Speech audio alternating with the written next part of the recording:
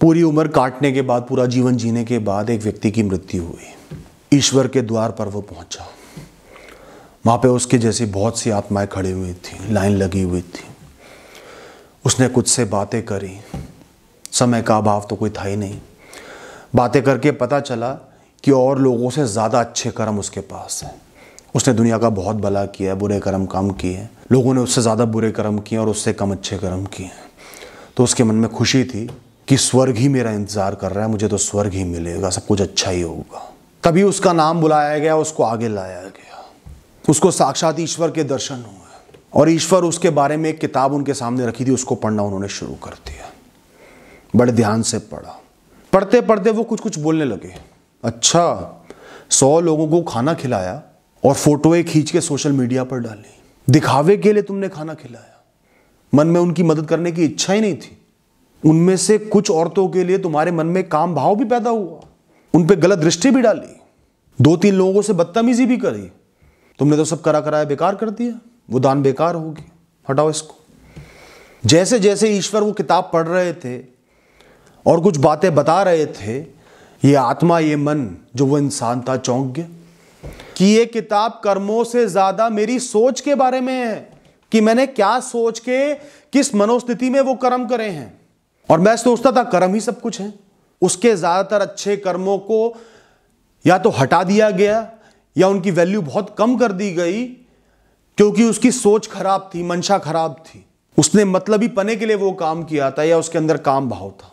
और कई जगह ऐसा भी हुआ कि उसने कोई बहुत बड़ी गलती करी थी, पर भगवान ने उसको बुरे कर्म के तौर पर लिया ही नहीं, क्योंकि उसकी मनोस्थिति, उसकी मंशा खराब नहीं थी, वो गलती से हुआ था।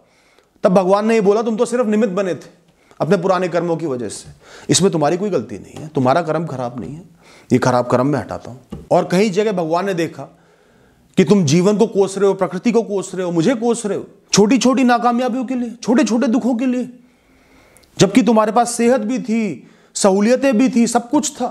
तो क्या मैं इसे बुरे कर्म में नहीं लूंगा? इस तरीके से छोटी छोटी बातों से, सोच से उसके कर्म बुरे बनते चले गए। उसने कई जिम्मेदारियां पूरी करी, माता पिता के प्रति जिम्मेदारी तो पूरी करी, पर उनकी इज्जत नहीं करी। छोटी छोटी बातों पर डांटता था, जलील करता था, दिखाता था कि मैं उनके लिए कर रहा हूं। तो उसके अच्छे कर्म धीरे धीरे शून्य की तरफ बढ़ रहे थे। किताब खत्म होते होते उसकी ज्यादातर अच्छाइयां नकारात्मक सोच के चलते, खराब मनोस्थिति के चलते खत्म हो चुकी थी। उसको समझ में नहीं आ रहा था क्या हो रहा है। इतना बड़ा जीवन जिया, मैं तो ये सोच कर आया था इतने अच्छे कर्म है, इतना सब कुछ अच्छा है, वो तो सब खत्म ही हो गया। उसके पांव के तले से जमीन खिसक गई। वहीं एक और आदमी था, उसके पीछे खड़ा हुआ था। उसने जीवन में गिनती के अच्छे काम किए थे, बाकी नॉर्मल रहा था। पर जब वो अच्छे काम किए तो मंशा अच्छी थी, मदद की थी, साफ थी। उसके अच्छे कर्म इस इंसान से ज्यादा हो गए। उसकी किताब इससे बेहतर बन गई जिसने सैकड़ों हजारों अच्छे कर्म किए थे। फिर एक ऐसा इंसान आया जो पूरे जीवन ज्यादातर समय अकेला ही रहा, पहाड़ों में, जंगलों में अकेला रहा, कोई अच्छे कर्म नहीं करे, जीवन जिया ही नहीं। हां, पर उसका हमेशा यह ध्यान रहता था कि जब भी वो चल रहा है तो जमीन पे कोई चींटी, कोई कीड़ा मरे ना। हमेशा यह ध्यान रख के चलता था।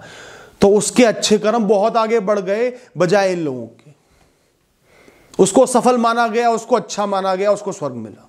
जाते जाते इस इंसान की आत्मा को, इस मन को, इस सूक्ष्म शरीर को भगवान ने कहा, ऐसा नहीं है कि अच्छे कर्म और बुरे कर्मों की अपनी कोई कीमत नहीं है, पर उनसे ज्यादा कीमत है उस सोच की, उस मनोस्थिति की जो उनके पीछे, जिसके सहारे तुम जी रहे हो। वो मनोस्थिति, वो सोच और कर्म मिला के तुम्हारी अच्छाई और बुराई का, तुम्हारे जीवन का फैसला लिया जाता है। तुम्हें सही या गलत माना जाता है, प्रकृति का निमित्त माना जाता है, या नेक और बुरा इंसान माना जाता है। वो मन, वो आत्मा बहुत निराश हुई। इतना बड़ा जीवन जिया, पहले से ये बात पता होती, इस बात का एहसास होता, मनोस्थिति सुधार कर जीता, तो आज बजाय इस हालत में होने के, जहां जा रहा हूं वहां जाने के, स्वर्ग में जाता। सब कुछ करते कराते भी कुछ नहीं किया।